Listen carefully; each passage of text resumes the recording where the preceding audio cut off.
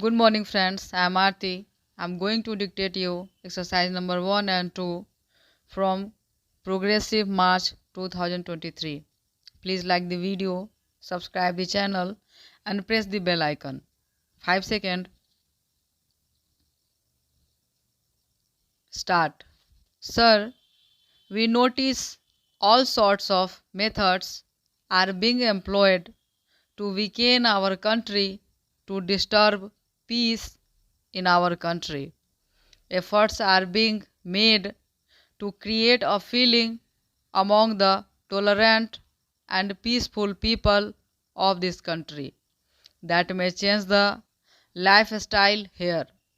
We do not have to submit to separatists.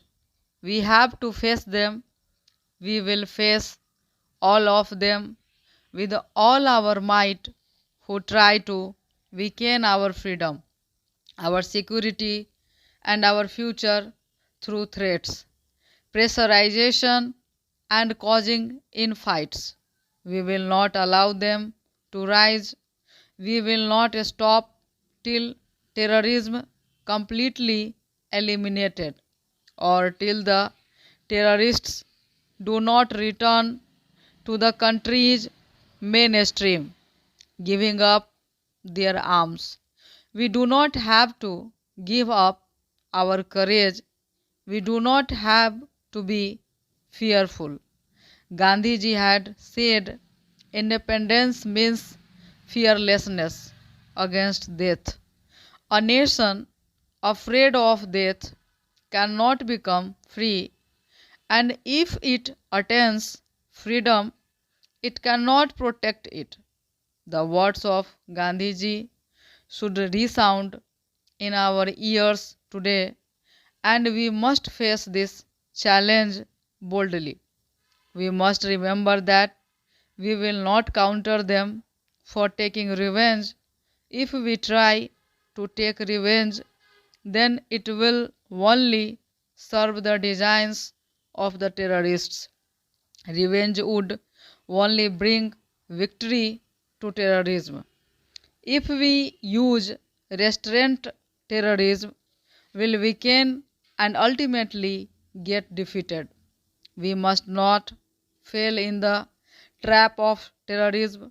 Gandhiji had said that license can have an answer to violence.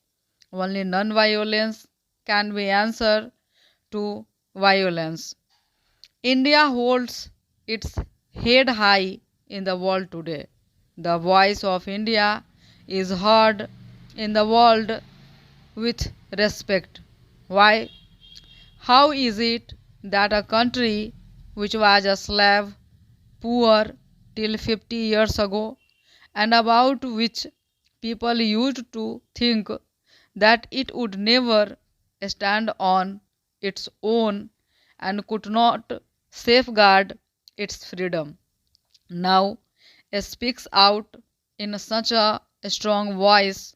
It has been possible because we moved forward, taking with us the concepts of Gandhiji, principles of Panditji, and the path shown by patriots. We have learned to speak fearlessly. We have learned not to submit under pressures. We have learned to move forward on the path of non-violence with courage and facing the challenges boldly. We launched a movement against the atomic weapons in the world during the last 50 years. Today, many powerful countries are attracted towards it, which is dangerous for the whole population of the universe. The feeling that Gandhiji and Panditji had brought to the fore before our independence is now spreading throughout the world after 40 or 50 years. It is just insanity that we continue to manufacture weapons while the available weapons alone can extinguish the entire world 50 times. It is really madness that 15 to 20 million rupees are spent every minute in the world on arms race. Even a small fraction of it can help a lot in eradicating poverty, diseases, and unemployment. Today, India is paying attention to these things. We are paying attention to human rights and human dignity. South Africa, where Gandhiji had started his first satyagraha, is still reeling under slavery. The flag of freedom has not still gone up there. It is shameful that 100 years have passed. Hundreds and thousands of freedom fighters have offered sacrifices, including their lives, and the place from where the flame of freedom rose is still under slavery. We have raised the question of poor people in the world. We have taken up the cause of suppressed sections of the world.